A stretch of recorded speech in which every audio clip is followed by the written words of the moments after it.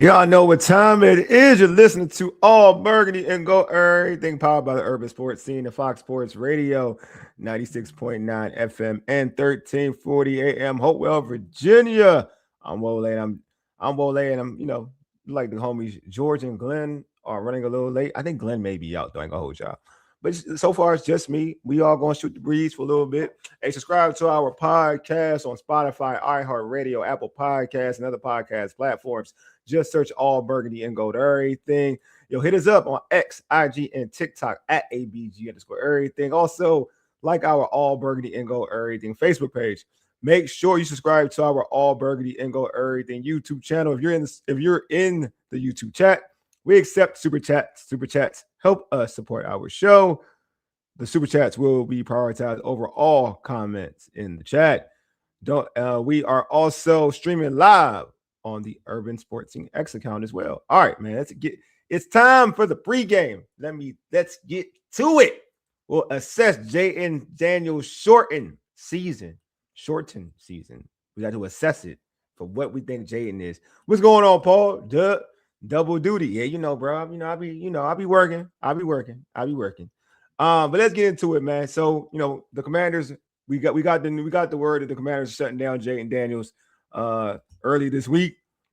Jayden Daniels 2005 season has been troubling, right? Hasn't been the best. It hasn't been what we thought it was going to be, right? But with all that being said, man, this season has been something that I know we grade his season out. It's incomplete. That's what it is. It's incomplete. But how do we assess what we saw out of Jayden going into this season? Do we blame him not playing preseason? Is it something that Jayden was doing in the offseason? Is it coaching? Is it, the league catching up to him?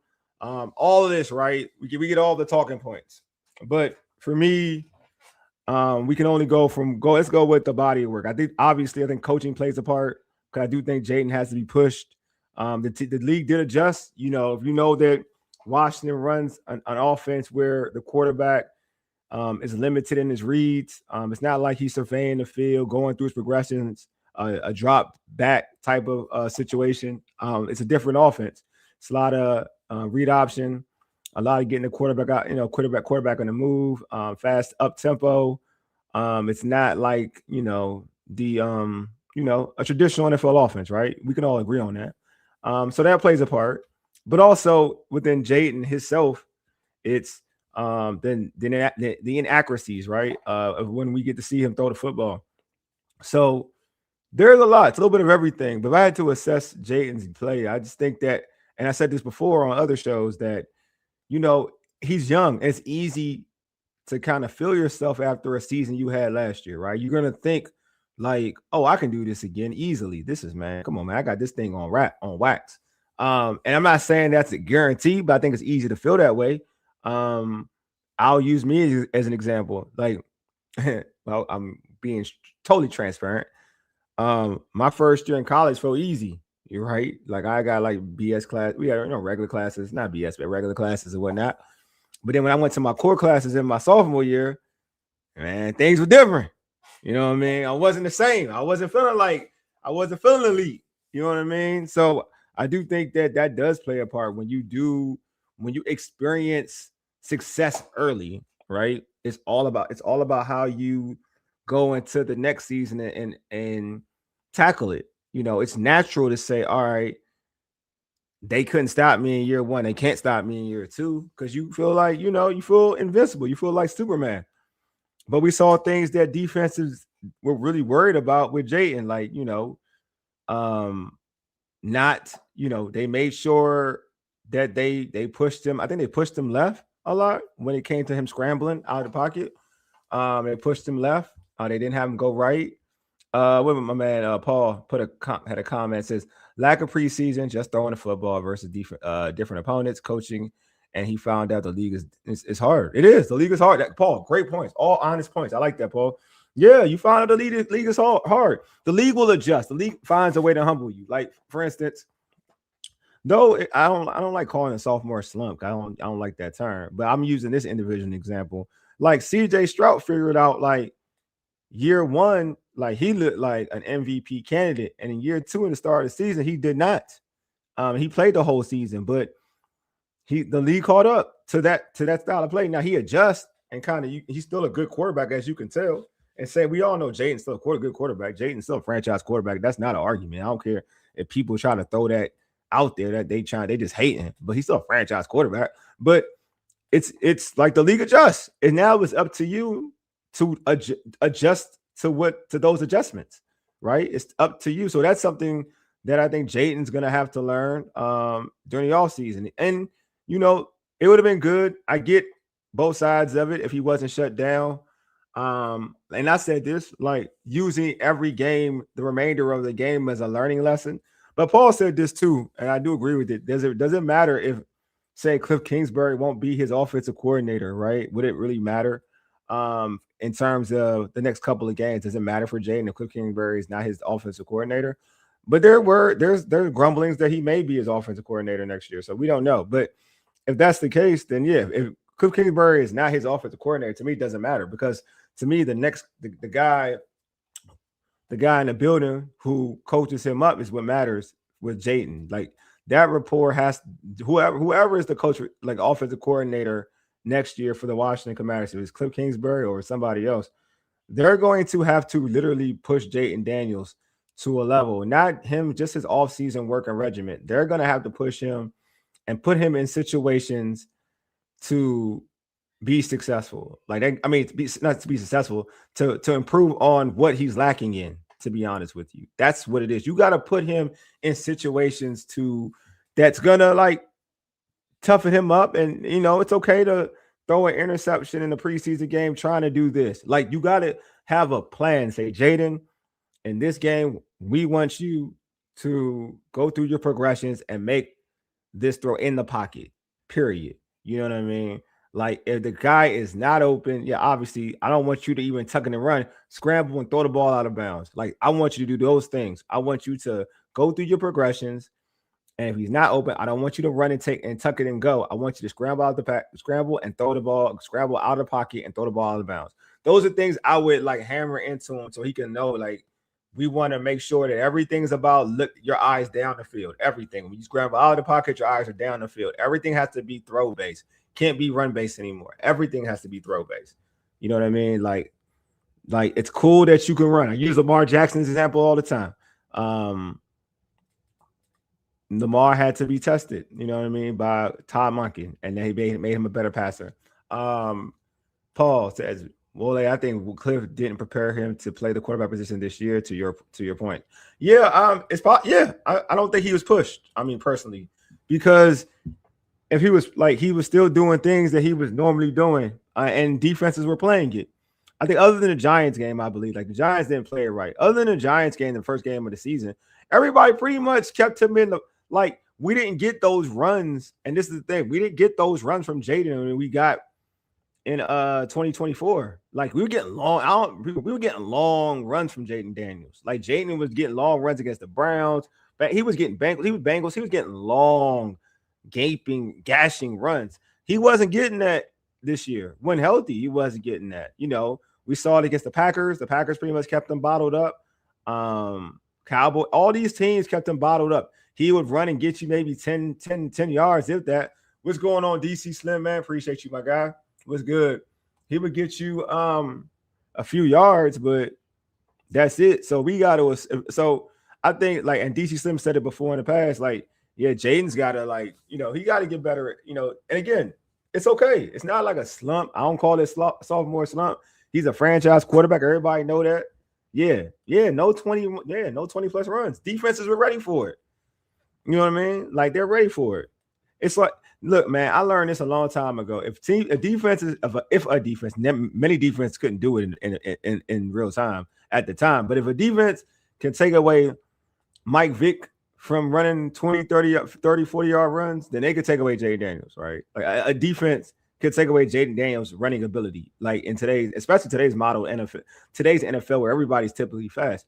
So if they want to take that away from you and they want to find ways to scheme it up they could scheme it up. So now it's up to Cliff, Jayden. If Cliff's gonna be back, hopefully, y'all know how I feel. I feel like they need to have another offensive coordinator. But whoever's in this building, they're gonna have to help Jayden go through progressions. Because to me, that's where I think he needs to work needs work on. I think he needs to work on going through his progressions. That's just what it is.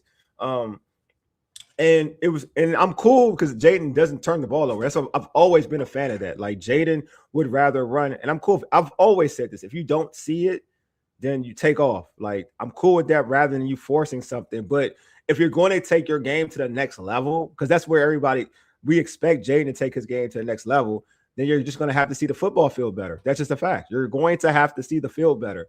And like, yeah, you making splash plays will last you, but for so long. But then, but if you keep having to rely on your legs because you don't see the field, and for whatever reason that is, coaching or whatever, then you're going to put yourself in situations that get hit and get hurt. That's what we've seen this season. What about I say? Well, like the OC will have to be the head coach. We'll see if that's the case, but that's probably not going to happen. It's I feel like, and also just by having people talking to people and having some of these people on these shows, I do feel like if you listen to it and kind of get the gist of it, I do kind of feel like Cliff is on the hot seat on the low. Like I know if you listen to multiple shows, I feel like we got my man. Okay, I think I see somebody. Okay, we got my man George in the building. Let me stop talking, doing all the talking. We got my guy in the building. What's going on, George? Sorry for my lateness. No, you said I had some good discussions talking about VCU tonight after another nice, easy win against the local side, the American Eagles, who came down the road to play VCU tonight. So do apologize for the lateness of my arrival, but here I am. No, it's no apology. You said it. You told us ahead of time. So there's no apologies needed, George. Stop it. Just stop it. All right. So I'll get your thoughts. Let me ask you this question. Obviously I know I know where you stand with it, but Commander shut down Jayden. But I do just in terms of a Jayden question, what did Jayden Daniels 2025 season reveal about him as a franchise quarterback, despite the injuries and shortened year? Well, that's the problem. I mean, he threw 140 passes. I'm going to look it up right now while I'm talking. Mm-hmm. But I think he threw like 140 or 160 passes, if that. Mm-hmm. If that this year. But don't forget, though, some of that, again, was his choice to tuck in and run if somebody wasn't open or not. I understand that, but the point is that I am not sure what conclusions you can draw from anybody having thrown so few passes and played so few games. Right. The only thing I can say about it is I view this year as a lost year, as almost a complete total waste. He threw 188 passes in 7 games. In 7 games? All right, so that's low in 7 games. But again, that is low in 7 games. But again, that's what I'm saying. Like it's a little bit of that's why I said it's a little bit of everything, right? I think it's fair to say it's a little bit of everything. One's coaching, but also it's like again, this is the issue I've said before, like because everybody has to check themselves in life, period. You know what I mean? Like Jayden has had opportunities in games, like he's played full games this year. How many games did he throw for 200 yards? Wouldn't have been many. Exactly. So that's that could be coaching too. So I'm not taking away and saying it's not coaching, but that too is individual play too, because missing throws, not seeing reads or whatever.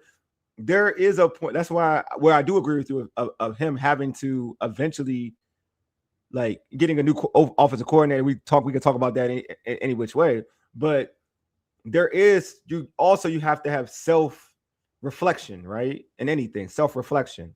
And saying that why can I not see the field right now? Like that's an individual ability, right? Why am I not able to see the field? Right? Why am I not able to go through my progressions the way I need to go through my progressions?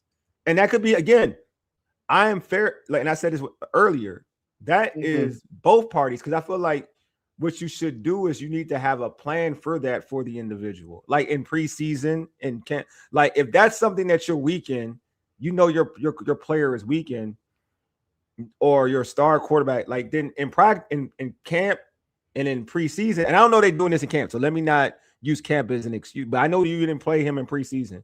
In preseason, make that like home, like make that the assignment, right? Yes. Jayden, I want you to go through your progressions. If you don't go through your progressions, you don't see the person open, scramble out. And I said this before you got here, scramble out, throw the ball away. Like I don't want you running, but we know you can run. That's fine. I want you to scramble out, survey the field, see if you can make a throw on a run. If you can't see it, throw the ball away. That's your assignment in this preseason game over here. Like that's what I want from you. If he's like, trust your eyes, throw it. It's okay. You throw it interception. It's practice. It's preseason. You're gonna learn from this mistake. So, like, if he doesn't do that, then you all right. We're gonna work on preseason game number 2. So that's why I agree with you about the preseason talk about making him a better quarterback.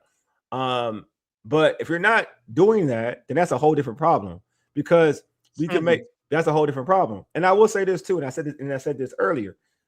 Just like in anything in life, when something comes easy to you in your first year playing of doing anything, it comes easy your first year. You're gonna go into your second year thinking it's always a lot, especially as a young dude. You're gonna think you can be the same person and put in the same work, and you're gonna get the same result. Like you're gonna think that happens in life for a lot of young people. I use me an example, and we're using college. My first year in college, I thought it was easy as hell. My second year, when I got all my core classes, it was not. I had the same mindset. That I had my freshman year, and I brought it my sophomore year, and I flunked. Like I'm giving people total truth. I flunked that year. You know what I mean? So it's natural. That's why I don't get mad at that thought process. But go ahead, George. No, but you mentioned the key core thing. Did Jayden prepare his rookie this year the way he prepared his rookie year? No, he didn't. Mm-hmm. So that's on the coaches because you're right. Everybody's gunning for you after that first year, so you have to do more. You have to be more aware. You have to be more willing to change some of the things you do to get better enough to keep up with everybody else because everybody else is doing that. And he didn't do that. But why didn't he do that? The coaches didn't push him. What about the offseason, though? And That's what I'm saying. What about the offseason work? Like, are you doing the same things? Like, that's what I'm saying. Well, that's the thing. That's what I'm saying. I don't even think he reached the same level in terms of that. And we certainly didn't in the preseason in the camp. Okay. And that's one of many bill of particulars about a certain coach we're going to talk about it. Well, I'm talking about individual. I'm saying like individual. Like I'm talking about individual, like your individual, because you got your individuals. Like that's what I'm saying. No, I mean, like I definitely don't think that he pushed himself the way he should have. Okay. But again, I think the coaches needed to push him to do that, understanding that it was going to be tougher this year. They didn't do that. Again, I mean, I think that what Paul says here is somewhat true. It's true. It's not him being stagnant, but I still kind of give it an incomplete because when you don't even play half the season, and this is why I wanted him to play these last games so much, because I wanted more of a base, more of a sample to really understand, like, it's okay. If he's really healthy enough to play these last few games, what are we going to get now that he has Terry? That he really actually has Terry? That he really actually has Debo? That Ja'Cory Krosky Merritt has emerged as a serious threat as a running back, which he didn't have that the first several weeks. And he only got through, one full game with any of those things. And even there, I shouldn't even say that because he got through the Bears game and he didn't have Terry. And then when you get to the Minnesota game, he gets hurt right away. And the coordinator's not calling any runs. Well, he got hurt when they were getting blown out. They were already getting blown out when he got hurt. It was already over. Yeah, but it was already even over. Still, it's before that. What you mean before they got blown out? There wasn't balance before that. Oh yeah. I got you. I mean, you talking about balance with running? You mean balance in a balanced offense? You mean? Yes. Oh, okay. Yeah. Definitely. Go ahead. And this is why when you let me do it, whenever that is, I'm gonna go ham on these coaches because I place a lot of the blame at their feet for this. See, I blame everybody. And I blame everybody. And I know what everybody's saying. Oh, you can't get him hurt and all this about the last 3 games. The extension of that logic is, well, you can't play him. I mean, that's the way we treated him in the preseason. And we didn't get him ready for the season. Oh, he might get hurt. He's got to get ready to play. A quarterback's got to get hit in the preseason and get tackled. A quarterback's got to face 3rd and 14 or 15 and figure it out. And that's what didn't happen. And it's just we cannot be in this 2012 mentality. Oh, he might get hurt. It's a totally different organization that's going to handle it way better than the last organization did at the time. I think it's not the same thing. But I think they did handle it. And him not playing. Okay. Oh. But I'll say this, George. I'm curious about it. You're using the 2012. I think they handled it better than the 2012 situation. I think they are handling it better. They did, but because you can argue that. Yeah. But the point is, this whole he might get hurt. Well, then don't ever let him be in practice. Don't ever put him in a preseason game. The logical extension of that is stuff that we know is nonsensical. No, my problem, this is the thing. I'm being real with you. The only problem I have with the reason why I had no issue with him not being hurt because he was favoring his elbow regardless. I don't get I know this is playing sports in any type of sport. If you out here worried about your arm, you're not getting the player that you wanted to be anyway. You're not worried about you're worried about getting hurt. So if you're doing this all the time or this all the time, and he's not even clear. That's one. He's not even clear for this week. So that's not even thing. But no, they can play. They can play funny biz. They can play. You're assuming. No, you're assuming. That's what I'm saying. We're going on facts. That's all I'm saying. We're going on facts. Not I understand that. So, but you and I are old enough to remember guys being hidden on IR for a whole year with injuries. But they claim that he's. I can only go off of what they claim that he's. I understand. They claim that he's not clear. All right. Okay. And the last time I seen him play, for me not seeing the last time I seen him play. He was doing this before he even did before he landed awkwardly. He was doing all of this. So that let me know when he's out there, he's more concerned about this than anything. So I'm favoring my knee in the last 3 games. Last 3 games. If I'm worried about I gotta make sure I don't plant wrong. Are you getting the best player out of me in those 3 games? Am I worried about getting better? Fair. That's a fair rejoinder to my argument. That's what I'm saying. I understand where you're coming from with 110%, then you're right. Because again, I don't got no issue with your argument, George. I'm gonna be real with you because it's about how you tackle those remaining games. It's almost like the preseason talk I had with talking about you gotta use those. If you're gonna play him, you gotta use if Jayden's this is my thing. If Jayden was going to play those 3 games, these 3 games, right? Scratch this game, right? Scratch this game because they say he's not clear. Say the next remaining games, the Cowboys and the Eagles game, right? The Eagles. Say Jayden, they tackle these games like Jayden. We want you to do this, and you got to do this. You got to go through your progressions, and if you don't see it, get out of the try to get out of the pocket, throw the ball away. We only want you to run the football. If they try to tackle those games as if it's actually a teachable moment, then I'm great with playing. If you're trying to play it into a way where Jayden can still use his legs, run around, then what are you learning? What are you learning? How are you getting better? How are you getting better? So to your point, if they told Jayden that, I'm cool with that. I'm you should play because that's a weakness of yours right now. It's to go through your progressions and let that thing go. Right now, if you're watching him play, that's the weakness. It's to go through his progressions and make that throw. That's his weakness right now. And if he does that, keep doing it and trust your eyes. Dude, trust you. You're an accurate passer. Trust your eyes. Don't worry about the interceptions. Right now, we don't need that. We don't care about that. The season's already and it's over. So you throwing interceptions don't mean anything. Make the throw, try to make the throw. Because in the NFL, we know the window is like this. This is NFL open.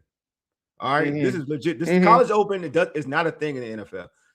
Unless you're playing against the Washington Commanders. All right. College open isn't a thing in the NFL. So that would be my thing. So that would be my thing. Tunsil's out this week. Yeah, Tunsil's out this week too. But that wasn't that didn't play a point. I will say Dan Quinn came out. That didn't play a point in anything of him Jayden not playing that of Tunsil. That's not even a thing. Tunsil being out is Tunsil being out. Yeah. That And has it's nothing to good. do with Jayden. And the one good thing about that is we get to see some Brandon Coleman this week. Yes. Paul said, my question is what happened to the playoff JD? He looks so unprepared. Yeah. The playoff JD. Yeah, the playoff JD5 was something different. Dude, I told you, that's the thing that kind of is puzzling because to Paul's point, and George, to your point, maybe it's preseason. Again, it's all about what you did in training camp, and they gotta worry about how they do training camp for something like that because it's not just Jayden, it's everybody, right? So to be fair, a lot of guys regressed, right? Not just on the offensive side, on the defensive side of the ball. Todd says it all the time. Like Mikey regressed, Jayden regressed, like guys who didn't produce in a lot, like Louvu regressed, like a lot of individuals regressed, right? So they got to figure out what they're doing in the offseason, like in training camp, preseason. What are they doing wrong for all of these dudes to go backwards? How are you not preparing to? This is to your point, George, about coaching. And I'm gonna let you go. I'm gonna let you get loose now, George. What are you doing as a coaching staff? Excuse me, for these dudes not to have success that they had last year? What are you also taking what they did last year for granted? Are you not trying to say, okay, guys, what you did last year was special, but we know the league is ready for us now. How can we make you better than you were last year? But go ahead, George, you got it. Well, wait, before we do, we got a super chat. Hey man, appreciate DC from our Slim. man All right. DC Slim. God number bless you. 5. All right. Number 5 needs more discipline. I agree with that. Cliche Dan and Kangaroo Cliff are not correcting him in practice. I kind of agree with that too. And how do you guys feel about the tournament we are in? The tournament? No, that's what Dan Quinn's come up with is like, oh, let's win the tournament in the NFC East and have the best NFC East record. Which that's cliche. Hey, DC Slim, I'm with you. That's cliche, buddy. Go ahead. It is cliche, that's cliche, but it's at least it's something imaginative to try to put something into these last 3 games. With no JD5, there's just nothing in these last 3 games at this point. But yeah, go ahead, George. Get loose. All right. And I want to apologize to you, DC want full Slim. Screen? You want full screen? It's up to you. It's up to you on this. You just do whatever you want to do. Let me full screen. Full screen is usually your thing, but let's do it. Okay, DC Slim, I'm going to start by apologizing to you because I held fast to let's change most of the coaching staff. Let's keep the coach. But shutting Jayden Daniels down this week was the red line for me. It was the last straw because this coaching staff is abrogating its responsibility. And its responsibility is to try and protect Jayden Daniels from himself and try to coach him better and develop him so that he doesn't put himself in these situations where he gets hurt. And by shutting him down at the end of the season, they have admitted not just that they failed this year, which they did. They have admitted that they either can't coach Jayden Daniels to do those things. They can't trust themselves to put together an offense that will minimize that risk, or that Jayden Daniels is simply not going to listen to them anymore on these things, and he's going to continue to make these mistakes and get hurt. So you have an admission right now that this coaching staff can't do the job it was hired for. So this has got to be it. I was not on the fire to Dan Quinn's side until this week. And now, DC Slim and Paul, I'm with you. It is, you can't possibly rebuild that trust anymore because and Timothy Park, that's a great point. He says, the coaches didn't make this decision. AP and Josh did. Well, you know what that means, Timothy? If the general manager doesn't believe in this coach to handle Jayden Daniels correctly, then this coach got to go. Unless you're going to fire the general manager, which I'm not in favor of. Sorry, Dan Quinn, Cliff Kingsbury, you're out on your ear. This general manager doesn't believe in you. What did they all talk about last year? From the moment Adam Peters got in and then hired Dan Quinn and then drafted Jayden Daniels, it was about alignment. Everybody from the owner to the lowest level coach on that team was in alignment on Jayden Daniels and on Jayden Daniels leading this franchise for the next however many years. There was nobody with an agenda except we're going to be successful, this kid, we're going to win. And you saw the result. That is out the window now. You cannot trust these coaches to do the right things for Jayden Daniels, and you can't trust Jayden Daniels to do the things these coaches are saying, apparently. So you got to get them out of here. They have got to go. Now, I will acknowledge that Wole is probably right that Dan Quinn is going to stay. So if that is what happens, then everything has to change. How they prepared in the offseason, how they do training camp and preseason, how they run this offense for Jayden Daniels. It all has to change, or we're going to get the same result again. But at this point, I've had enough of Dan Quinn. He said when he got this job, I've learned from my mistakes in Atlanta. What happened this last week has proven that that's nonsense. He has not learned anything from what he did in Atlanta. Too much camaraderie and saying, "Oh, I gotta have my guys." Too much. I'm gonna play the veterans. Damn what everything else has happened. I'm not gonna develop the young talent. It's the same thing we saw in Atlanta that got him fired. And I've had it. And yes, you can make fun of the tournament thing. I actually think it's kind of clever, but it also goes into the same kind of cliche, or let's use another word that sometimes is controversial, corny sort of way that Dan Quinn does things. And I can't stand it anymore. We have wasted a year of Jayden Daniels on this rookie contract. You can do that once. You can't do it twice. And right now, and maybe that'll change. Maybe he will agree to do things differently. Maybe he will address all of this on Monday morning after the season is over, or Tuesday, and say there are going to be changes and I'm going to change. But right now, I have no trust that this coach can develop this quarterback with whoever the offensive coordinator is, whether it's Cliff, please God, no, whether it's Mike McDaniel, whether it's whoever. I don't really care who at this point. And I'm tired of this. I'm tired of the over-reliance on veterans who are past their sell-by date. I am tired of the stubbornness. I am tired of the inflexibility. Watching that game against the Giants, I was one of the few, I was happy that they won. But you know what kind of annoyed me? Is the fact that there's Ja'Cory Krosky-Merritt getting 18 carries for 96 yards, and he's been misused. And these other running backs have been misused all year. And Cliff Kingsbury has the nerve, and we heard this clip on the very fine show that Wole does with our good friend Candy Waller on Mondays, coaching from the couch, where Cliff is saying, yeah, we need to run the ball more. You're the coordinator. This is exactly like when Jay Gruden was coaching and he used to say that every Tuesday or Wednesday, and I used to hit the ceiling. Oh, we should run the ball more. Well, you're the coach. So if you say run the ball more, that's what happens.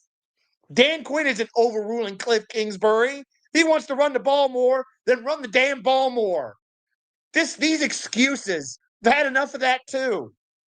So I am completely in the DC Slim and Paul camp, and maybe others. And I wasn't until this week, but I've had it with Dan Quinn. I have no trust in him. And at this point, Adam Peters doesn't have any trust in him, it looks to me like. So I don't see how you can continue. You could argue that it's checks and balances. I think that's what Taj is saying. And I suppose that's a fair point. But the key last year was alignment. There is no alignment anymore. Everybody's in their own kind of corner now. And that's the kind of stuff that used to happen under the old regime and under the old ownership. We can't have it. We cannot have it. I have to be able to trust, and I think fans need to be able to trust that we're going to have the right coach and coordinator develop this quarterback into the quarterback we believe he can be, what he showed as a rookie. I don't have that trust anymore. And I don't think Adam Peters does either. And let's remember, he wasn't the first choice. He wasn't. And that's a crucial thing here. And look, I'm sure Adam Peters doesn't want to fire Dan Quinn because it kind of puts the clock on him. And I'll say that too. If you fire Dan Quinn 1 year after making an NFC title game, the clock's on you, brother, now. So and again, everything Wole has said on this subject before now, that one, he's not going to be, and then two, bad organizations fire coaches 1 year after making the playoffs when they shouldn't. Everything he said is right. But I'm sorry, when a red line is crossed like that, and when you have a coaching staff basically admitting they can't do the job, hey, you tell me who you are, I'm going to believe you. Get out of here, Dan, Cliff, everybody that's not named Larry Izzo or a few position coaches. There's the door. Don't let it hit you on the way out. Oh, you're muted, Wole. You're muted. Round of applause. I'm proud of you. Round of applause. That's I'm proud of you. Look, man, I feel so much better now. You feel better now? I'm glad. I'm happy for Yes. you. Yeah, I don't look. Hey, decent. We can take that bet. I'm all for that bet, bro. I'm so confident in that bet. Which one bet, DC Slim? Which give me your cash app. I'll cash app you too, man. Give your cash. We can do this. But you can just DM me. You know. Oh yeah, he loves you. DC Slim's so proud of you. He's so proud of you. Look at DC Slim. You converted. I know Paul was like you converted to the dark side. You know what I'm saying? You know I'm a natural Sith anyway for you Star Wars fans out there. Yeah, I mean, I think there's a lot of. I mean, I don't think that Adam Peters personally. I don't think he lost faith in him personally. I don't think so. Bet we're gonna do that. Yeah, DM me. We're gonna bet. We can bet that. I don't think Adam Peters, because I think he's part of the situation. I think he's part of the issue too. I think they're all part of the issue. I'm not like everybody else. I don't divide GM and coaches. I think they're all part of the issue, to be honest with you. I think they all, no question. Yeah, I think they're all part. Like some of the people that they thought like this coordinator. Like I've said this before. Like you got to know, and I think you like folks complaining about the coaches. Now I agree to a certain extent. Like you got to know who you got in the building as a coach, and if you're going to give them good talent, I mean good players, that's fine. Then you got to understand that like just good players ain't good enough for a defensive coordinator who ain't that good. So you got to give them excellent players. You can't just bring in so-so players to the table. You gave him a good player in the draft in Trey Amos. That's a good player. Like that's a potential Pro Bowl player. You got one. You know what I mean? You got, Deron Payne, who showed you to before, but you brought in a player in Kinlaw who is a good player at a role, but he's not an impact player. Like you didn't bring any impact players. You can't expect like an average to below average defensive coordinator to make this defense good. Nah, he ain't. Dang, Adam, he did a bad job this year. I said this in the offseason. Like, I'm consistent. I said it to suit for that defense. I was like, you ain't doing enough, bro. Like, you must not have seen your coordinator. Like, you bringing this dude back, you must not have seen your coordinator. He ain't good enough to make that unit good. You ain't good enough to make that unit good.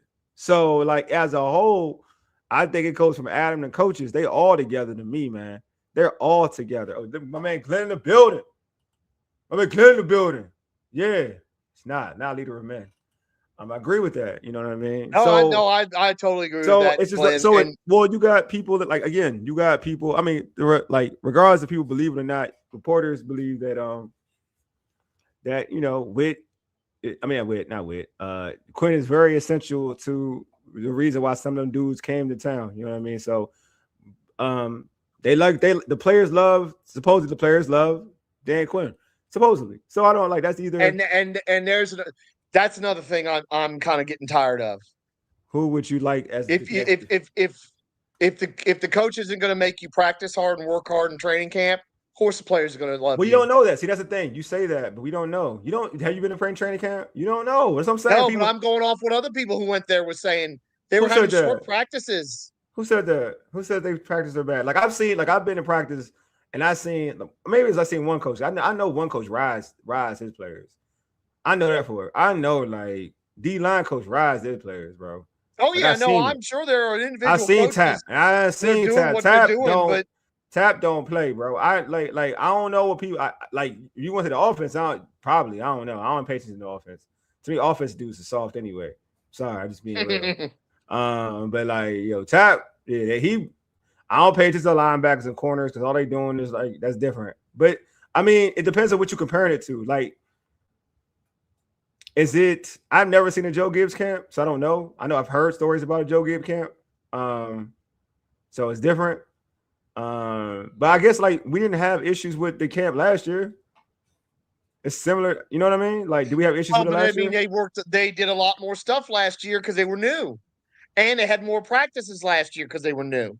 But they did the same exact stuff, though, from what I heard, though. The same exact stuff. I mean, maybe, but the starters played a lot more in preseason. Then I do there agree was with. A lot more I think preseason. They did more stuff. They had one more joint practice because they were at Baltimore and could do that. Well, that one, Baltimore, they got screwed on that one. That was a screw. No, but I mean that's the thing. It's like there's a lot that's gone into this. Yeah, I agree. Players liking the coach. There's a lot of bad coaches that players have loved because what DC Slim says, they're not getting pushed or getting disciplined like they should be. That's fair points. DC so let me know you're trying to bet, DC. We can do that in the DMs, though, because we don't got to have everybody on business. I've got several names for you on the defensive coordinator. No, that's realistic, though. Like that's realistic. Like people. Al Harris is one. Al Harris is realistic. All right. That's realistic. And remember that's realistic. The first choice. That's very realistic. That's realistic. Raheem Morris, who you've said yourself, you think he's getting fired. I tend to agree with you on that. I think he kind. You think he saved his job? You don't think he saved his job with that win? I don't think. What if he wins out? This way. I think they're going to lose. If they lose to Arizona this week, how do you think them fans are going to feel if they lose to Arizona? What if they win out? What if he wins out though? What if he wins out? Does he lose his job? If he wins out, I mean, this is me personally. I like to do. This is because I like to do. Not because I want to. Like I want him to. I mean, my barometer is I follow not just Ray, not just your partner in crime, Ray, but quite a few other Falcons fans. Everybody's been jumping out of the boat since mid-season on this guy. Really? Okay. All right. Yes, I mean I've been seeing not just fire Raheem, fire Terry Fontenot. There's people that want a total clean out of everybody. So I'm gonna be real about Raheem Morris. I'm gonna be real about Raheem Morris. I'm being real. I'm not going to lie to you. I don't know how good Raheem Morris is as a defensive coordinator, depending on the talent they bring in. If they have the same exact talent, I don't know who's going to be good. No, I mean, that's fair. And I still think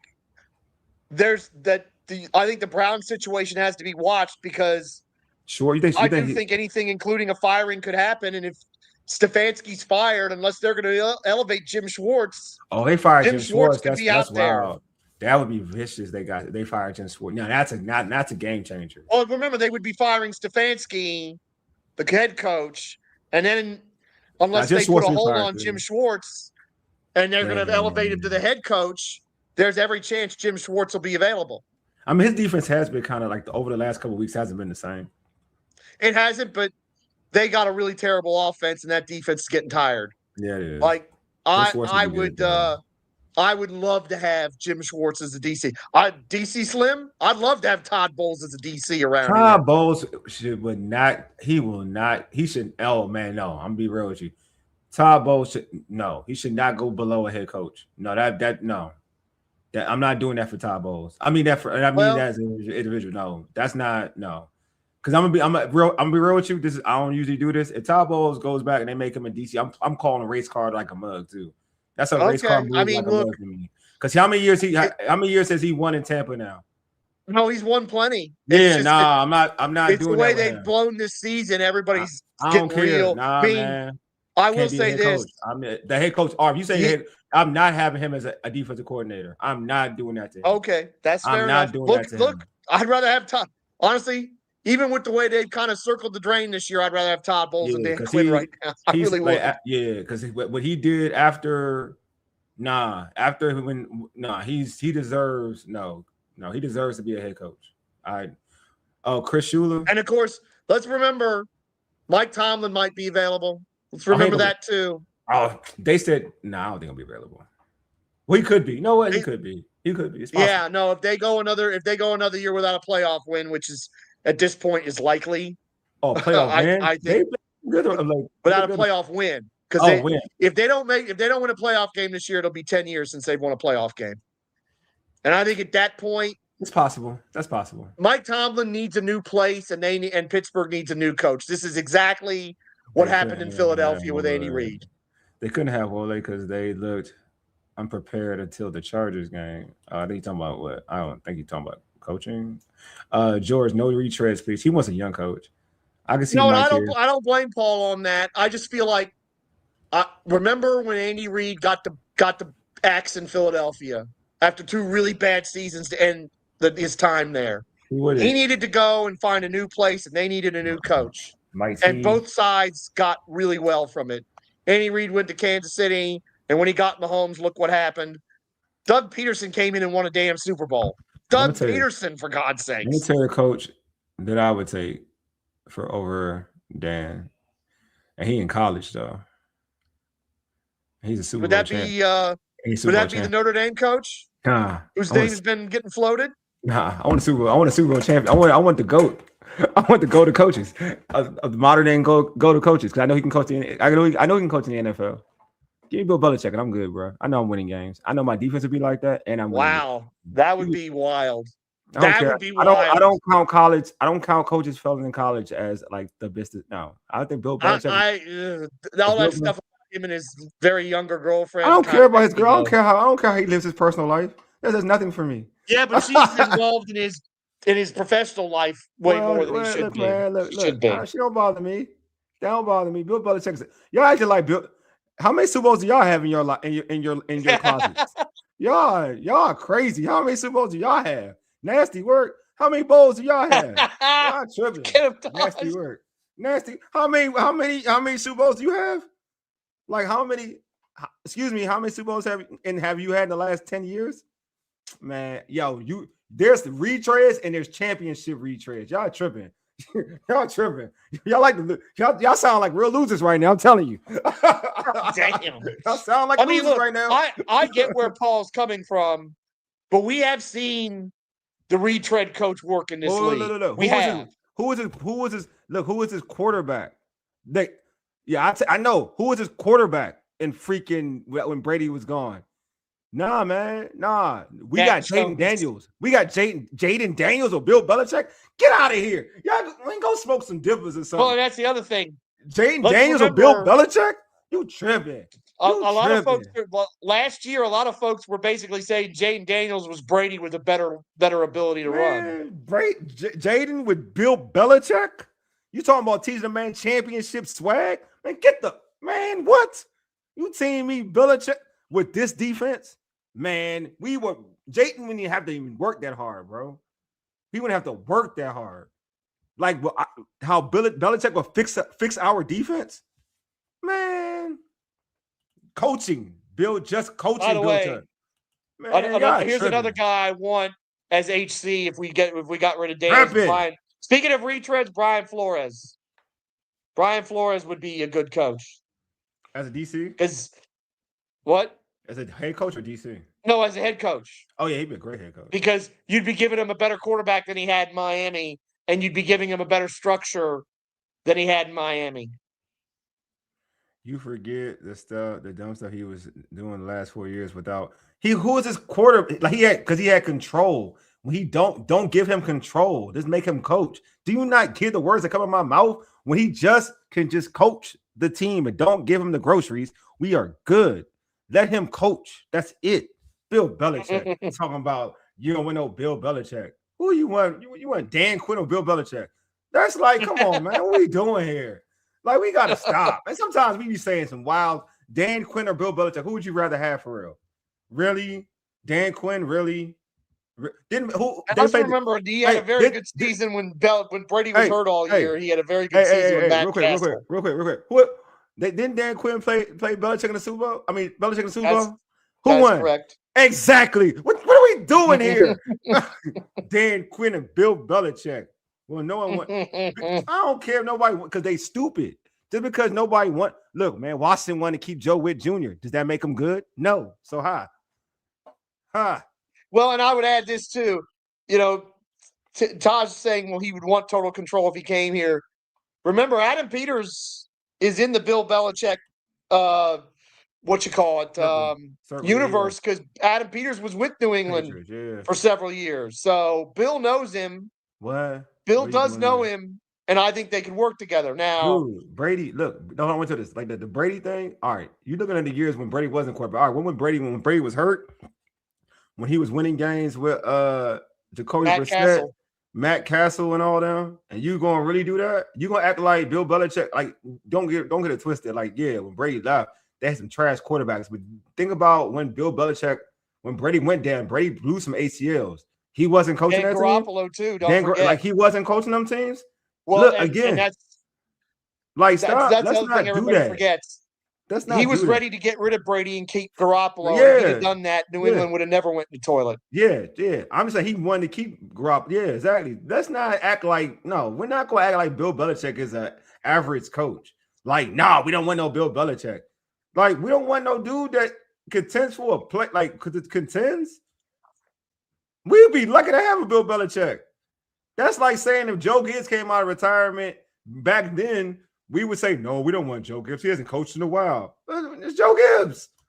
What are we doing? Like, for real. It's Joe Gibbs. Joe Gibbs last year in the NFL wasn't like he barely got to the postseason. Like what? Huh? Really? Huh? No, we're not doing that. No, I'm not doing that. I'm sorry. Come on, man. That's and Paul, that's a good suggestion because the McVay staff has been pretty good except for Zach Taylor, who stinks. Dude, man, look, Todd, you can lean on the last 4 years. You can do that. Lean on it all you want. Lean on it. That's great, man. It's beautiful, man. It's a beautiful thing, man. But I am not ever going to diminish one of the best coaches to ever play the game for Dan Quinn. Like, I'm not doing that. You can do that. Like, if you go ask, I don't care the last 4 years, the last 5 years, you can do whatever you want. Go ask any go ask a football player who they rather have, Dan Quinn or Bill Belichick. I don't even care. I don't even care, bro. I don't even lie to you. Go ask any excellent football player that's not playing for the Washington Commanders. What coach would you rather have, Dan Quinn or Bill Belichick? I'm just saying. I'm not in my feelings. I'm being real, bro. Like, look, man, it's sometimes you got to make it as simplistic as it would now. Like now. I don't even say now. I'm going to make it as simplistic as possible now. Now, what coach would you have, Dan Quinn or Bill Belichick? I can almost guarantee people still say Bill Belichick. I can almost guarantee it. We chose Dan Quinn. Like everybody, who was trying to really get Dan Quinn for other than us? That's a good point. And let's remember, we put Dan Quinn was standing in the security line at Reagan at National, and we were flying to go get Ben Johnson. Nah, this is about a coach, not a player. We're not talking about a coach. I'm talking about coach and a player are different. Like, I would rather have Joe Gibbs retired than the coach we had than Steve Spurrier. And Joe Gibbs ain't see a lick of football since. So that's the same point. Like, it's the same thing. Like, Joe Gibbs ain't coached forever. Steve Spurrier was coaching. I would still rather have Joe Gibbs. Mm-hmm. And he didn't coach with a lick. I would still rather have Joe Gibbs. I would rather have Joe Gibbs than Jim Zorn. Jim Zorn was under anybody. And Coach Gibbs ain't coached for years. I would still rather have Joe Gibbs. And that's a guy who didn't coach, but just did NASCAR. Greatness is greatness. I don't care what you want to put on it. Like, I'm always going to say that. Now, greatness is greatness. If you tell me at this point in time, Dan Quinn now, Belichick now, I am taking Belichick. Seriously. That is not even anything. And that's a fact. Sorry, buddy. Dan Quinn over Bill Belichick. No. Belichick over Dan Quinn? Yes. That's it, bro. Siri agrees with me. She's talking to me now. Oh, yo, what we got here? Wally wants to wear the cut-up hoodies. Yeah, bro, I'm with them hoodies, bro. I want to rock the cut-up hoodies, man. I'm all about them cut-up hoodies, man. Look, when we can put a W in the middle of that joint, them things can go viral. Viral, buddy. What's up? I mean, the point is, to get back to the question, there are plenty of good realistic candidates out there for HC, OC, DC. Like, I understand where Tosh is coming from about I've heard you. Go ahead. Indian Lake. I'm with you, man. I understand what Tosh. I ain't mad at me either. What names? But Paul's been talking about the Kubiaks, and I think there's a lot of merit to that. Mm-hmm. You know, Chris Shula, I think there's a lot of merit to that. And look, I understand where people are, why people feel that way about retreads. But again, there are retread coaches that are successful, and there have been ones recently. I mean, Andy Reid is technically a retread. Yeah, he is a retread. That's a retread. and I mean, we've watched Phil. I mean, that's the thing. Andy Reid's arguably the greatest coach in Eagles history. He didn't win a Super Bowl. True. And the two guys that they've won Super Bowls with, Doug Peterson's okay, but he flopped in Jacksonville. Nick Sirianni is an imbecile and has a Super Bowl. I mean, So he's. I mean, I don't like him, but he's good. I guess. I don't like. He's good. He's good. He's good. I don't like him personally, but he's good though. I don't know that guy. I mean, they've had 2 Super Bowl years, and they had the middle year where they swan dived at the end of the season, and Tampa Bay beat the brakes off them in the playoffs. And they're probably going to break speed off them in the playoffs again this year. Yeah, I feel you. I'm just saying, like, his body of work. I ain't going like. I mean, he's good, man. I don't like him, but his body of work kind of like says it. He's good. You know, I can only go off of what he's done with his team. Like, I mean, that's the other thing. It's like, and that's the point. They do. They got great GM, man. They do. They do. Howie's man. Hey, DC, he is who he is. I can't stand him, but he's damn good. DC Snow, he be flexing, man. Bro, he be flexing. He be flexing, dog. Hey, go ahead, George. Go ahead, George. I'm sorry. And that's the key, Paul. Retreads with great QBs as a formula. Like, Tomlin gets a lot of criticism for the last 10 years, and rightfully so. His quarterback, but he had an aging Roethlisberger who was just declining badly. Yeah. And then it's been who dis and who dat at quarterback, and he's got another, ancient quarterback. It's like Mike Tomlin hasn't had anything like Jayden Daniels the last 9 years. Yeah, that's what I'm saying. You would think with a quarterback that good and the right offensive coordinator, and I think that'd be my only question for Tomlin is, okay, who's your OC? Because you've had some ones that weren't that great. Look, man. So you give Tomlin the right OC, George, he'll fix this defense and we'll go places. George, you saying the same thing I'm saying? Give Brian Flores the right OC, and he'll fix this defense. George, the crazy thing about it, you saying the same thing I'm saying about Belichick to Taj, and Taj ain't trying to vibe with me. Like, you give him Jayden Daniels. You give him Jayden Daniels. Think about this. I got raised this mic. You give Bill Belichick Jayden Daniels. Like, I'm like, really, look at my. You give look. I'm gonna say this again. Bill Belichick, Jayden Daniels, and we're thinking that we're gonna be a bad team. Look. We're not giving Bill Belichick Taylor Heineke. We're giving Bill Belichick Jayden Daniels. I'm sorry, man. And I will say this: we will be the most prepared, and we can never say this team is not prepared if you have Bill Belichick on.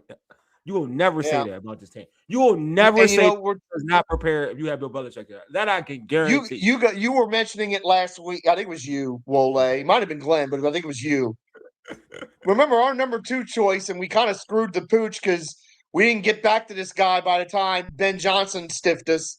Was the guy in Seattle who's doing a hell of a job, Mike McDonald. That was probably our number 2 pick. Yeah, he's a Michigan guy. He's good. He's a good coach. I saw your Michigan little tweet, George, too. I wanted to tell you that. I saw it too. Well, I didn't write that column, but that column. I know. I saw your little tweet. That column that was off the top rope. That column on Yahoo Sports. With me now. I didn't look. Sometimes when I can speak stuff to existence. Hey, Taj, follow me. I'm like the Pirate Piper. Follow me. Follow me, Taj. I can have my own coat. Yeah, we can all have our little cut-off hoodies. It'd be a coat, the Bill Belichick coat. We all have our hoodies. Bill really should have just done TV this year again instead of doing that stuff down in North Carolina. Man, I'm telling you, I'm not surprised, man. A lot of like college coaches aren't like NFL coaches aren't good in college. You gotta be a particular dude. You gotta start in the way for it to work. You gotta start you gotta start in college, then go to league. It don't work that other way around. It just very rarely. It doesn't work that way. Pete Carroll's one of the only ones that work the other way. Yeah, don't work that way. I'm serious. Like, because anyway, and it's a different monster. Even your man Harbaugh, he started in college. Yeah, he started in college. That's what I'm saying. It's a different animal. And I will say this too, for real. I mean, now it's even worse though. That's the thing. It's even worse now. NIL, it's worse now. Nah, like he should. I don't judge him off North Carolina. Like, I didn't think he was going to win in North Carolina. No. Like, and it wouldn't be in his first year. If he win, it would be his second, third year when they can pay money to get the players he wants. It wouldn't be his first year, it'd be his second, third year. For real, to be real with you. No, Paul. Everybody was out on because Belichick wanted to coach again because he's so close to the record for wins. but everybody was out.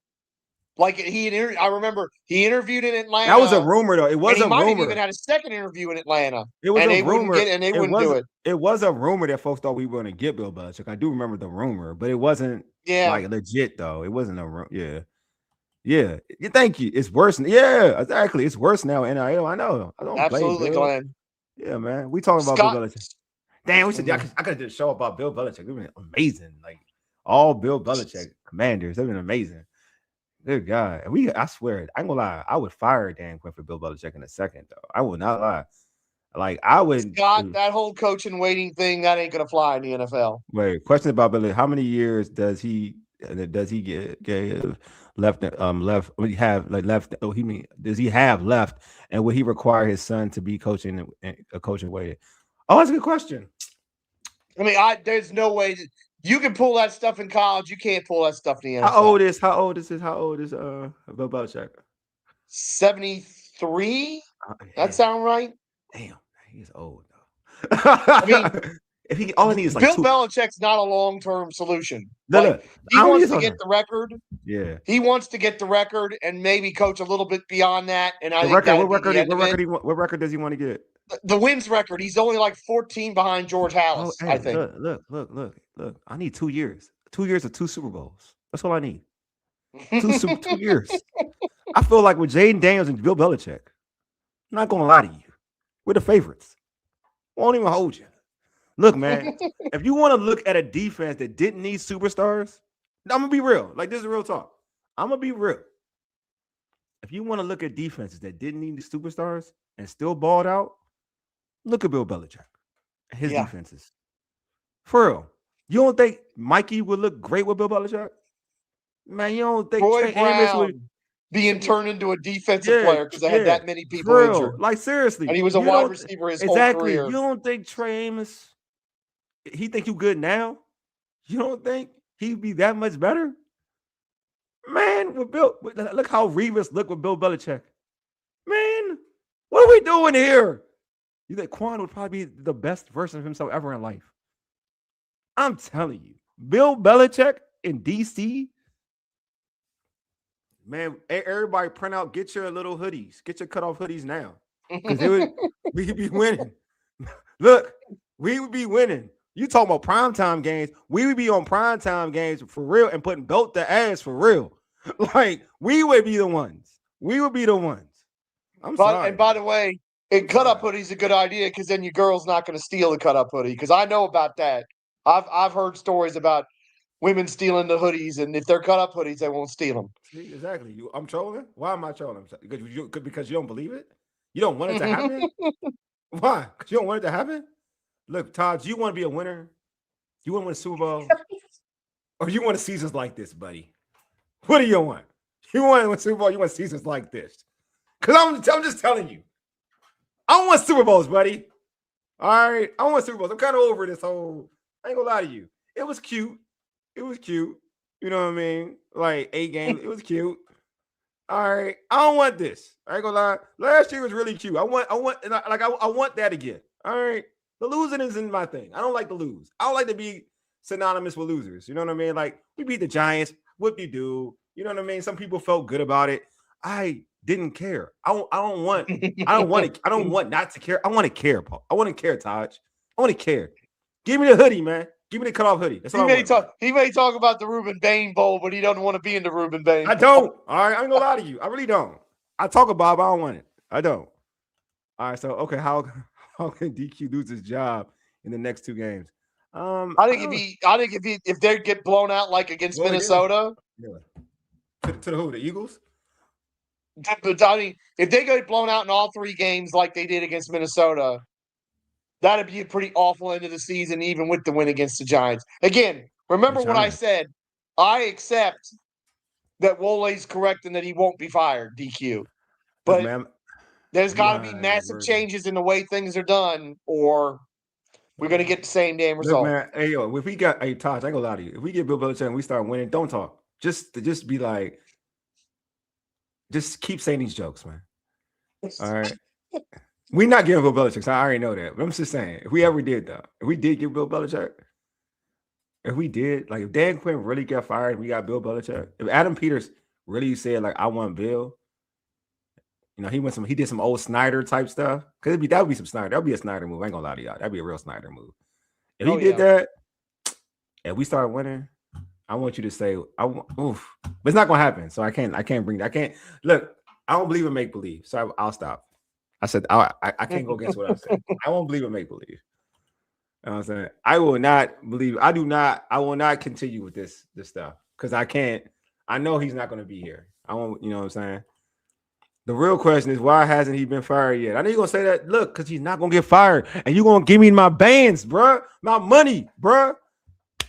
That bet I'm going to win. Slim, there are people on that staff that I would want to be the interim coach, but then neither one of them are as a coordinator. So that's problem one. It's like the idea of Cliff being an interim coach makes me physically ill.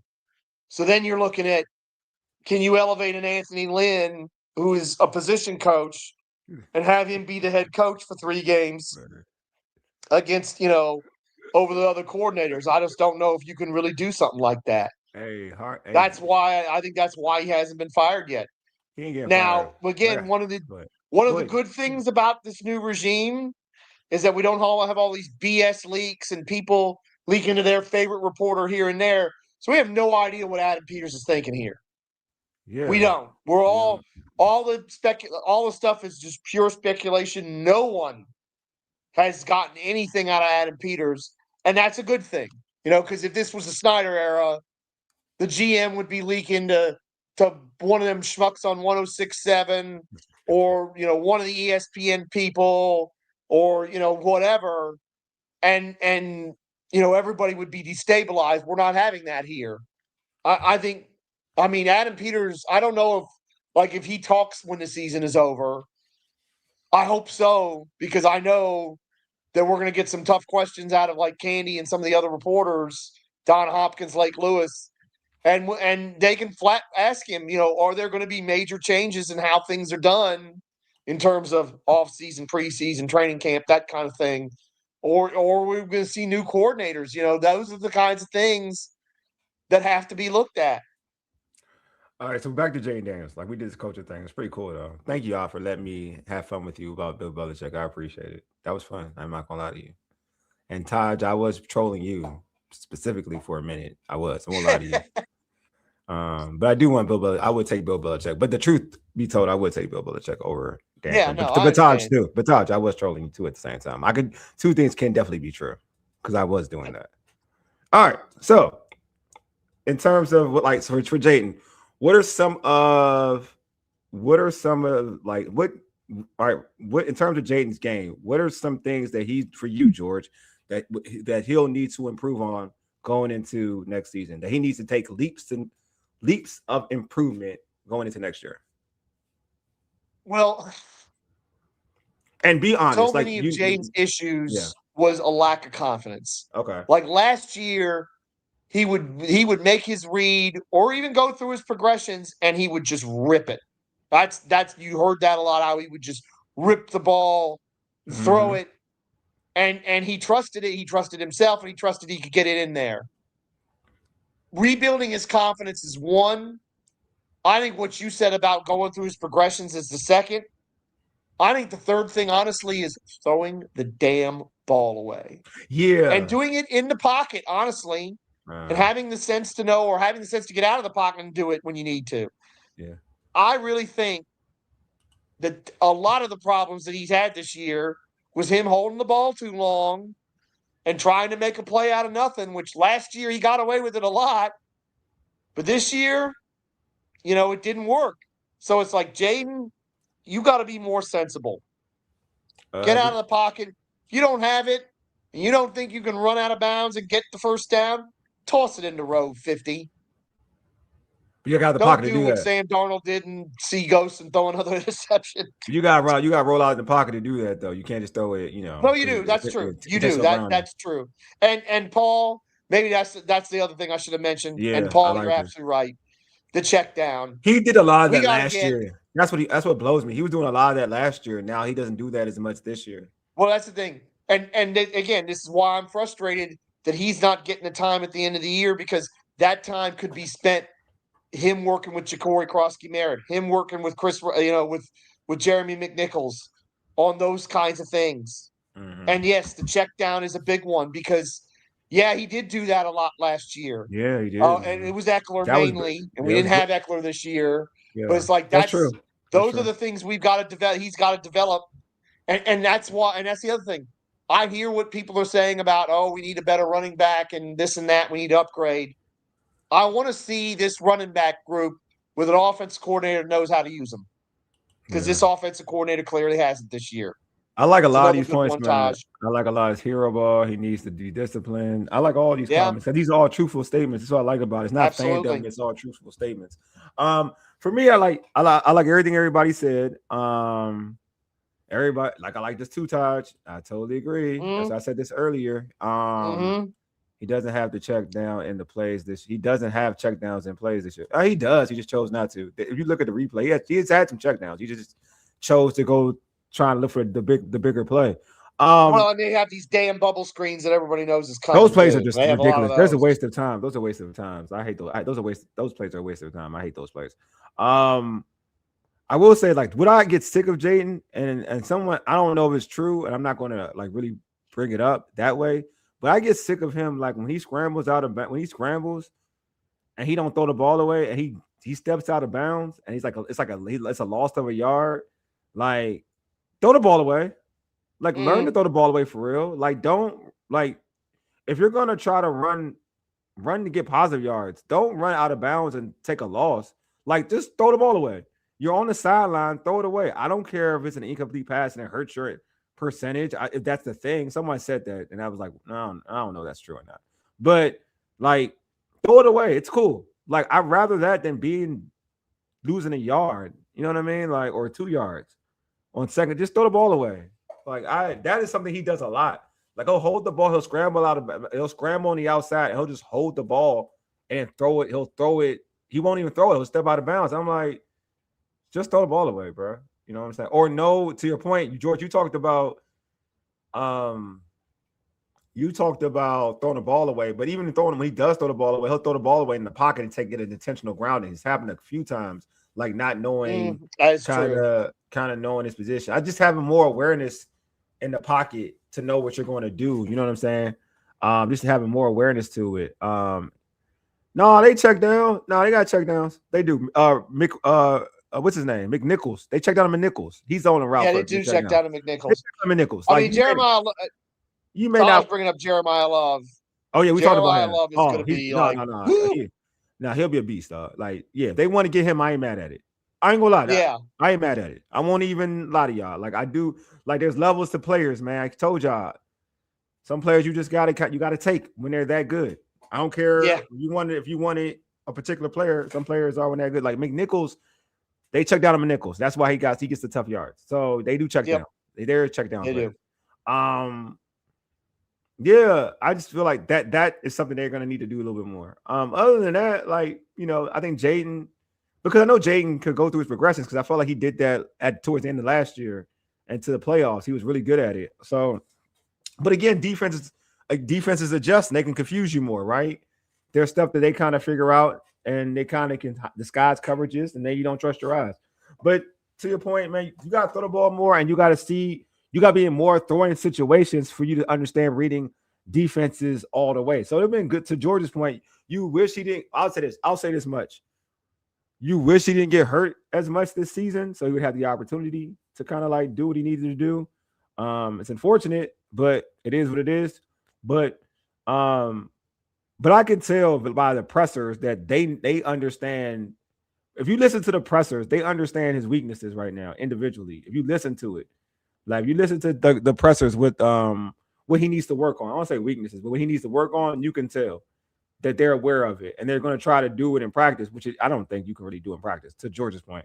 But they're going to try to work around it that way, and we'll see. Because I do think what Todd said, it's a front office decision more than anything to already say he's shut down, regardless of being cleared this week or not.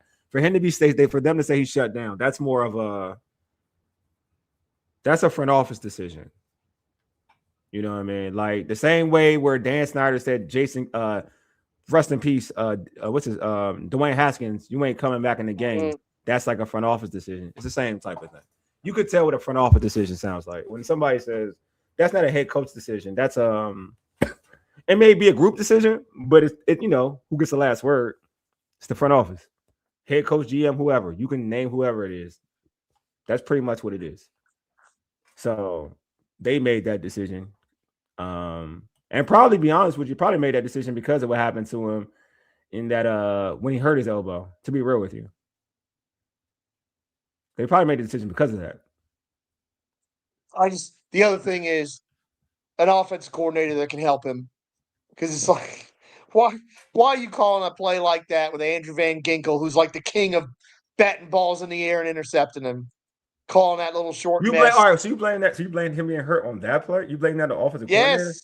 Nah, George. Because that's the one where he had to chase the guy down, right? Nah, that's his fault. Nah, he shouldn't be chasing it like that. I mean, you're right about he shouldn't have. Yeah. But that play, I ain't gonna lie to you. Van Ginkel has done that to us before. Like when he was in Miami. I ain't gonna lie to you. I ain't gonna lie. There's some plays. No. I won't even say it. Like you're like I won't even do that. Like I ain't gonna lie to you. Some players make extraordinary plays. That was an extraordinary play. I ain't gonna lie to you. But he does that shit all the time. No. That's a different. No. You blow like you. That's a one man play. Nah, man, I ain't doing it. Like a tip. Get it? Nah, that's too many variables to go right. Like you throwing a wide receiver screen and a dude cut on it. Yeah, that's your fault. Like that's definitely that's the coach's fault. But a dude bats it, catches it. Nah, that he did that. If that was too fluent, I ain't gonna lie. That was too fluent. That's not a play that if you told a defender to make that play like 50% of the time, they don't get close to it. That's a 10% play. He is, but he has made a play like that.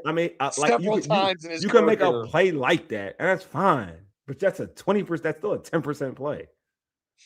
I'm sure he tipped the ball 100 times, and he didn't make that play, but maybe five times out of that. Which is that's a credit to him. Don't get it twisted. But I'm mad at Jay. Like, dude, come on, man. You the quarterback. They're gonna try to tear you up, bro. That's what they do when you run down. But that's what they do. He's also a competitor. I know. That's why you gotta. To your point, though, sometimes you gotta. But like you said, you can't play scared football. When you have him out there, that's what he is. Yeah, that's what he is. When you have, I just want them to help him. So that you can avoid situations like that. But you know what? But to your point, though, George, like against that way, you got to understand who you coaching. It's the same dude. Like, now I'm being real. Like, if you want him out there, you got to take the good and bad. That's what I'm saying. I know. Because he is that type of dude. Like, as much as people don't want him to be compared to Griffin, and I don't say this, I'm saying Griffin's mentality is different from Jayden. Yeah. Because Griffin's mentality, I'm talking about within interacting with players and humility, right? Jayden's he's more humble, right? But in terms of on the field play in 2012 to Jayden, they're very similar. You can't tell Jayden, you couldn't tell Griffin, I'm not taking on a hit. I'm not putting my body in danger. You couldn't tell him that. You can't tell Jayden that either. You can't tell Jayden that. I want to bring up one other point about the way this thing was handled. He did, though. He had better coach. The other reason I was so angry about the way it was handled is I felt like the coach was setting the quarterback up to kind of take the fall because he knows how the media was going to react. Mm-hmm. And I think he kind of did it to save his job a little bit. And that was the other part of this that really angered me. What are you talking about? Because unfortunately, the local media in D.C. has lived up to the low standards they've set for themselves. Mm-hmm. And I've seen so many clips of, Jayden really didn't want to play, and it's kind of Jayden's fault and this and that. And it just, it was as predictable as the sun coming up in the morning. Jayden didn't want to play. He didn't say that. He didn't say that. I know he didn't say that, but to me, the way it was handled with the whole, he could have gone back in the game. Oh, and now here we are. Are you talking about the last game, the Minnesota game? Well, that's the thing. Which game? To sit there and say he could have gone back in the game against Minnesota. Oh, okay. And here we are now. He's not going to play the rest of the season. That's setting him up for the media to question him and question whether he wants to be out there or not. And I got a big problem with that. Oh, but no, because the only reason I'm like, because he came out in the presser and said Jayden wants to play. He's pissed off. He said that like in the presser.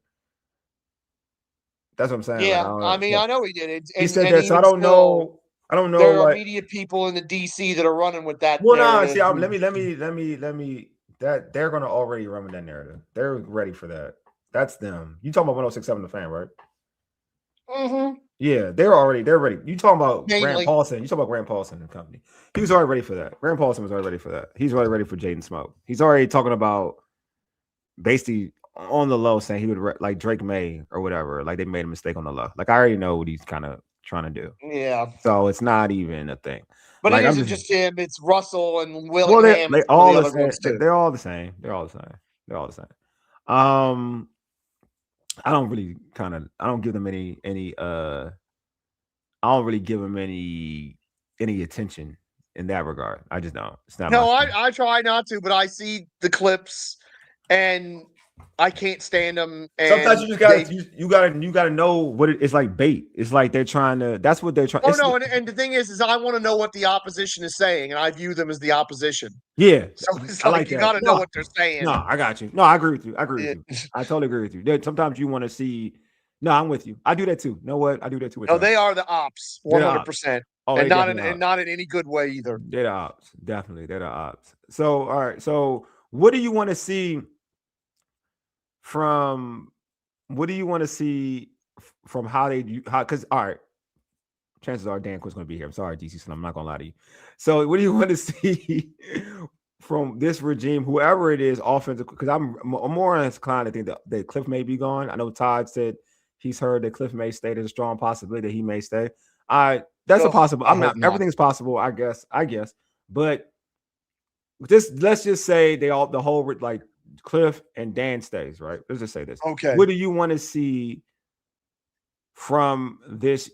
What do you want to see from this unit? How they go about cultivating Jayden Daniels in the offseason and in turn cultivating him to improve as a quarterback in the offseason and also in training camp and preseason. What do you want to see? Like what if you had to set up a schedule or set up a plan for Jayden Daniels to get to the level that we saw. No, F that.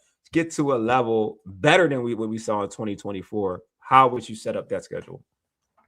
let's start here. Every possible off-season team activity that he can be at, he needs to be at. Okay. Let's start there. Okay. There has to be a major amount of grounding and laying the foundation for next year. It's quite clear. Yeah, shout out Bobby Shout out, man. Wagner HBCU. Shout out, Bobby. for the Shout real out. HU. By the way, the real HU. The Don't real y'all HU. forget that.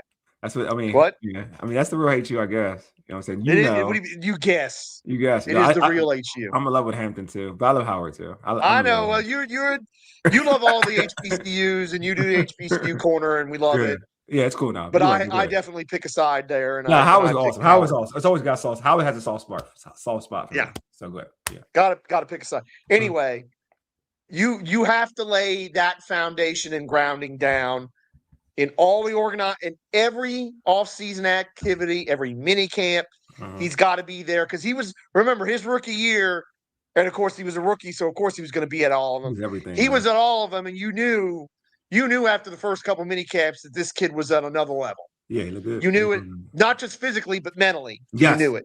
True, so true. And it's not as if he's lost that ability, but it's like you have to push him, and you have to say, okay, we need you here and working on this, doing the VR and all that other stuff.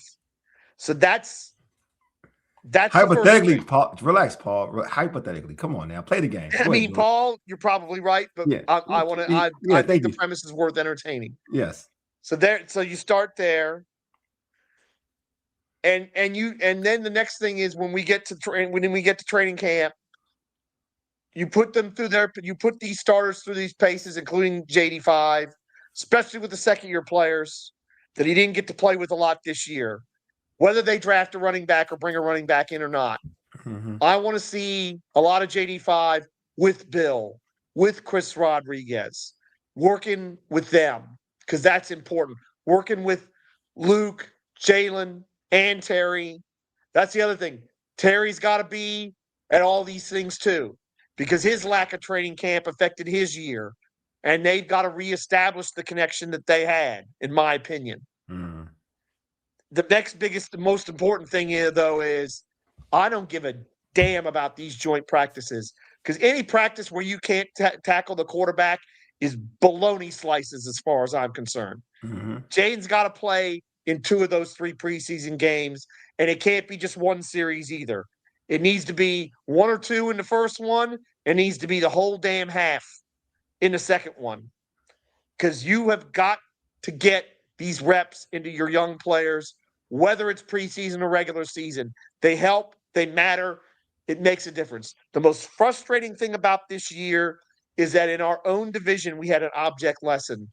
Dak Prescott, one of the greatest years as a rookie quarterback ever, as a 4th-round rookie quarterback. Mm-hmm. They won 12 games. They should have been in the Super Bowl, and they choked. That next year, he didn't take 1 snap in the preseason, and all his numbers, passing yards, interceptions, touchdowns, everything got worse. And I watched it live because one of my cousins, biggest Cowboys fan, and we saw it all. We saw the preseason, and he said, and coming out there, it's like, well, I'm not going to be participating in it. And we watched as they regressed as a franchise from 12 wins to 9 and missed the playoffs at 9-7. And Dak, all his numbers got worse. So you've got to lay that foundation in March and in March and April after the draft, and then in July and August. You do that, whatever happens and whoever's coaching, I assume it's going to be better. Maybe I'm wrong about that. We'll see. I get where Paul's coming from. I am on your side on that, but we do have to entertain the possibility, as risible as it is, that we're going to be stuck with DQ and Cliff for another year. Then the question becomes, who is the defensive coordinator in that scenario? Because I can tell you this much. There is no way in the world Dan's calling plays next year. That can't happen. That cannot happen. We need a real defensive coordinator in here, and not some buddy of Dan's that's not qualified, whether it's Al Harris or somebody who gets fired or somebody that gets off a staff that gets fired. We need a legit defensive coordinator in here, because what will help Jayden Daniels the most is that if he doesn't have to be Superman this year. That is what, Taj, you said it, others have said it. It is really literally the smartest point anybody's made this year. We asked Jayden Daniels to be Superman too many times this year and put too much on him, and that is as much a reason why he regressed as anything else. Yeah, I agree. That's too much you put on a young dude. I like everything you said. I'm not. There's nothing for me to like really add to that. Because you made great points. But I do think that's one of the key things too, to make life easy for Jayden Daniels. Other than obviously what he can do, what the organization can do for him, and what he can do for himself. And you mentioned all of that, and you laid all that out there. But what you ended off with was something that's very important. Give him, like, and I mean, like, not help just like offense, wide receivers and stuff like that, but give him the help as a totality, the team is in total. Like, give him a good kicker, like, so he doesn't have to feel like he has to go for stuff. Give him a quality kicker. That's probably gonna be my man Jake Moody. So we good. We straight. Hopefully Let's it's Jake hope so. Moody. That's Joe. He's done all right so far. It's hopefully a guy, like, hopefully Jake Moody has found his potential, right? What he should be. But you know, that whatever. And even that, have a kicking competition in preseason, yes, like in the offseason, like really have a real competition with legit candidates too. Defense, like, yeah, give him a good defense where he doesn't have to be special. Like, he doesn't have to worry about, we got to score on this drive, you know what I mean, or do this. Like, we can, hey, it could be a defensive slugfest, and we can play real, true complementary football. We can really do this. We don't have to have an offense to keep the opposing defenses on the defense is on the field. So our defense isn't on the field, right? Like, how about just having a quality defense that can get off on third down, get out on third down, where, you know, give our offense an opportunity to score, you know what I mean? Or score on a short field. Like, just have a solid defense to a point where Jayden doesn't have to be special. Run the football too. These are things that just from the coaching staff, run the football. Like if you look, man, you believe in who you want. If you don't believe in any of these running backs, bring in a running back that you do believe in. You know what I mean? If you don't believe in any of these running backs, believe in it, bring in somebody else. But do all of this to make life easy for them. You know what I mean? So that's how I look at it. You Not know just what? You Jay. know what the biggest tragedy this year? One of the biggest tragedies about this year is that this is the best special teams we've had. It feels like decades, and it's like if you imagine Jayden Daniels getting as many short fields as this, if he was healthy, what he could have got up to. Well, I mean, truth be told, even worse than that. Like this has actually been a really good run game. Like we like in the top. I think we third place with running the football, but we wasted it on like having games we decided not to run. This team should be first in run in rushing. That's how good they've been. You know what I mean? They should. You know what I mean? So it's a lot that they wasted. I'm not gonna lie to you. I think they wasted good play from like the running backs as a whole. They wasted good play from the special team, returners. I'm gonna say returners, and other special teams elements, not kicking, other than Mm. kicking, but punting, kick return, Oh yeah, punt return, kick kick coverage, and punt coverages. coverage was They've been elite great. this They've been year. elite this year. So to your point, their special teams. If you give them an overall grade as a whole, minus place kicking, Hmm. they've been great. Shoot, I think you probably wasted a good offensive line, a solid offensive line. It wasn't like the best started off, obviously, with the rookie struggling, but shoot, Laramie Tunsil was fantastic. We're talking about an all-pro left Yes, tackle. You wasted I there. mean So he's getting that, and that's priority one this offseason is yeah, gotta be extending him. started. Oh, easily. That's number one. If you don't do that, I don't even know what you're watching. You don't because that's gonna help Jaden out immensely. You know what I mean? Yes, I know. I like Brandon Coleman, but there's levels to this. You know what I mean? Like he can play as well as he wants, but he will never play that well. Like that's all pro well. That's different. That's all pro lights out ability. So yeah, Laramie Tunsil, please. Chris Paul, I think it's his last year on his deal too, if I read it yeah. correctly. Bring him. Let's hope we can bring him back Bring because him back, man, for real. Like he was, re-sign him, please, because like I you mean want. for him to make it as a sixth round pick from another regime when almost all that regime's picks have been cut, Yeah, and then and to get in there and has done as well as he's done. Chris Paul is it's kind of miraculous what he's yeah, done. and he's a potential. I'll say this, like he's a potential Pro Bowler. That's how good he is at guard. Like he's a potential Pro Bowler. He was that good. You don't even hear anything about him getting beat. Like for real, Yeah, absolutely, you don't hear nothing. And them run the football. He's one of the reasons why they're able to run the football. So yeah, I mean absolutely. all of that. I think you do all of that, and I think you could put Jaden in the best situation to be successful. Because again, Jay doesn't have to be special. He doesn't have. He is special, but he doesn't have to be special. You know what I mean? He is special, but he doesn't have to be special. And I think that's you just let him grow. Let him grow as a quarterback. Because I feel like a lot of times when you anoint somebody as like that person off of year one, that's so much pressure. It's so much pressure. Like it is. It's so much pressure. Like that's And the same. to his credit, we put high expectations on him in year one, and he exceeded them. Yeah, he did it year one. Well, I don't know. Not like that. We didn't. We thought he would be good. We didn't think he was gonna be that good. Like we No, thought he'd that's be true. good. We didn't think he'd be 12-5. Like Paul, I'll give Paul No, credit. Paul except was for like Paul. Yeah, Paul, except for Paul Paul. had Yeah, him I'll win give 10 Paul his games. credit. Yeah. So I don't think that was like I was cool. Like you can be good, but not like that. Like you know what I mean. Like I didn't think he No, would. not NFC I ain't Championship gonna lie to you. I with a didn't think terrible he. ass defense. Yeah, so I didn't think he was like shoot. He had a better year than Griffin. I ain't put him in having a better year than Griffin type of thing. A healthy Yeah, Griffin, but he was better than a healthy Griffin, and it like that. yeah. Yeah. Well, again, So he's the only out of all these rookie quarterbacks that have made conference championship games. He was the only one that didn't have an elite running game and an elite defense. yeah, Because all for of them real. had at least one or both of those things. Which about the rookies? Yeah, the rookies Oh, that made the championship games, they yeah, all back in had the either past. great Yeah, running games, great yeah. defenses, or both. Seriously, no, that's a fact. No, facts. Yeah. You know what I'm saying? So, will not let him grow. You have to teach him. Wole, not let him grow. You have to teach him how to play quarterback at the NFL level consistently. Yeah, yeah, I agree with that too. But that's a whole different discussion. But I'm just saying all this in terms of what he can control and what the team can control in terms of players around him. So, like, yeah, just don't put that much pressure on him. That's all. Like, you can still make him grow, but don't put that much pressure on him. Like to be all the end all be all. Like, shoot, Tom Brady, and I know that's a different a beast, but because he was a late round pick, you're not asking. He's a late round pick. So you're not asking a lot when he started in his career as a starter. They weren't asking Tom Brady to beat teams.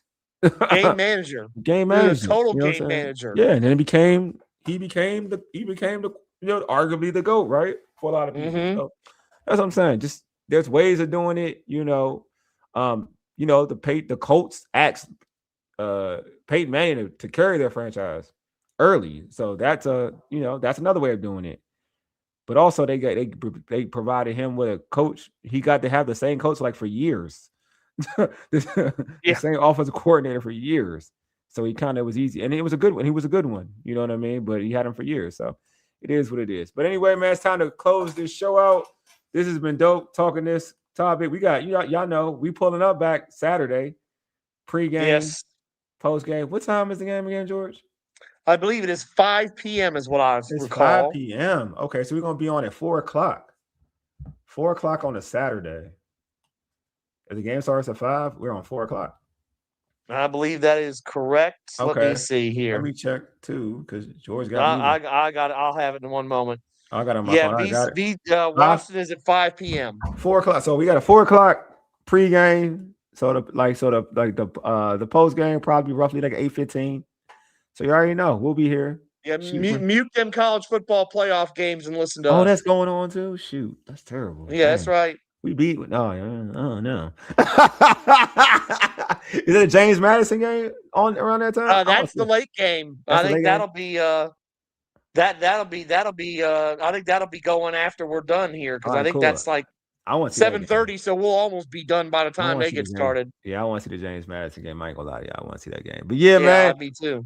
Appreciate y'all for pulling up. Always appreciate the chat. Y'all be popping. DC Slim, man, I appreciate you, my guy. Yeah, y'all. Yeah, I will be. Yeah, Mike. Yeah, you know it. Hey. You be watching college. I know you said that you be watching college. DC Slim said he a big college football fan. I ain't gonna lie, man. So if Washington wins, I'm actually at a point now where I do want them to win all their games because they already screwed it all up for me. I literally was with my nephew before we end this. I was with my nephew, and we were going through the bad teams in the NFL. There are a lot of bad teams in the NFL. I didn't know there was that many bad teams. And I was like, look at the fact that most of the wild card spots are pretty much decided because they all got 9, 10, or 11 wins. So ain't gonna be no 9 and 8 teams making the playoffs this year like you normally see because there's that many terrible teams at the bottom. Yo, I'm looking at it and I'm like, damn, we can't. I'm trying to get a really good draft pick. And I'm like, there's no way we can beat these bad. We can't beat out these bad teams. These teams are horrible. Oh, these teams are way worse than Raiders. Us. Titans are bad. The Raiders, the Browns, the Giants. The Jets, I'm like, damn, you know what? George may be right. We may have to trade back. I thought about it. I was like, now I'm like, shoot, might as well freaking win. Yeah, I don't think the Seahawks going to Super Bowl, my guy. I think it's when the Rams going to Super Bowl. I ain't going to hold you. That's the thing. Yeah, if the Seahawks had won tonight, they would have had a great chance of being they are winning. It's tied up now. Yeah, but the Rams are moving. Oh, Rams about to score. They're moving. They're about to score. Yeah, the Rams are the best team in that. I'm sorry. The Rams are the best team in that conference. I'm sorry. They're the best team that's one thing. The Rams are the best because they don't have much of a home field advantage. The Rams are the team that's most likely to lose at home in the playoffs, too. Yeah, that's true, though. They can be had. Yeah, they can be had. No, but they solid, though. Bears look good, too. I know y'all don't like to say that. But Packers got hurt with Micah Parsons. That thing hurt. I would have had the Packers. I ain't gonna lie to you. Low-key, I would have had the Packers counting the Super Bowl, too, if they didn't have. I know I had them. Once they got Parsons, that was my Super Bowl pick. Yeah, the Packers, their defense. I'm interested to see how their defense look without Micah Parsons. Detroit, too. Detroit. I wouldn't want to play Detroit in the playoffs. I ain't gonna lie to you. They have too much offense. I don't care who you are. I would not want to play Detroit in the playoffs. If they got to the playoffs, if Detroit makes the playoffs, I would not want to play them. They had the Rams last week, and then they just totally choked. I'm telling you. But, because I'm telling you, I would not want to play that team in the playoffs. Teams should pray they don't make the playoffs. I'm serious. They should pray they don't make the playoffs because their offense is that potent. It is just that potent. I ain't gonna lie. The NFC, the Niners are good too. The NFC got there's some teams that, yeah, There's some teams, man. I don't got you. See, I ain't count the Eagles because the Eagles ain't. I don't think Eagles. The Eagles, unfortunately, the Eagles are built for the. They are though. I hate it. They are built. Their defense. They are DC Slim, but their defense is built for the playoffs. Their defense is so built for the. Like I wouldn't want to play them because their defense can shut you down. They're that good. I don't believe it. I ain't gonna lie to you. Jalen Hurts is kind of like who I thought he was, so I'm not really worried about that. Yeah, well, the problem is they won't give Saquon the ball, which is the stupidest thing. Which is wild, right? I feel like that's the thing. That's the reason why they're not. Yeah, I know that's the reason why. Well, I will say though, like defenses are now like saying Jalen Hurts, we're taking away Saquon. Yeah, but like go back to that game against the Chargers Monday night. Saquon runs that ball in for a touchdown. Oh yeah, and then he gets 5 touches the rest of the game. I mean, look. It ain't bother me. They lost, right? I ain't bother me. Oh no, I mean, they win their last because I picked Philadelphia. Didn't they win their last? What they lost that? Was that last week? The Chargers. That was last week. Yeah, last Monday night. The Raiders. They played the Raiders. They beat the Raiders last. They played okay, so 2 Monday nights ago. Yeah. The Raiders suck. That's why they beat the Raiders. Yeah, the Raiders are. The Raiders just suck. People are saying Carroll might be one and done there. That's crazy if that happens. Yeah, I mean, poor old Gino fell off a cliff. I ain't gonna lie. To his credit, not to his credit, for him, they ain't give him he has no wide receiver talent. He's not good enough to make people better. No, that's true. He's got Brock, and that's it. That's it. You need outside players. Like that's what I'm saying. Jacoby. You see, Jacoby Myers is getting extended in Jacksonville because my man, he's only been there a month. Yeah, because my man. Like, Trevor Lawrence is like, hallelujah. Look. Sunshine killing. Sunshine is killing.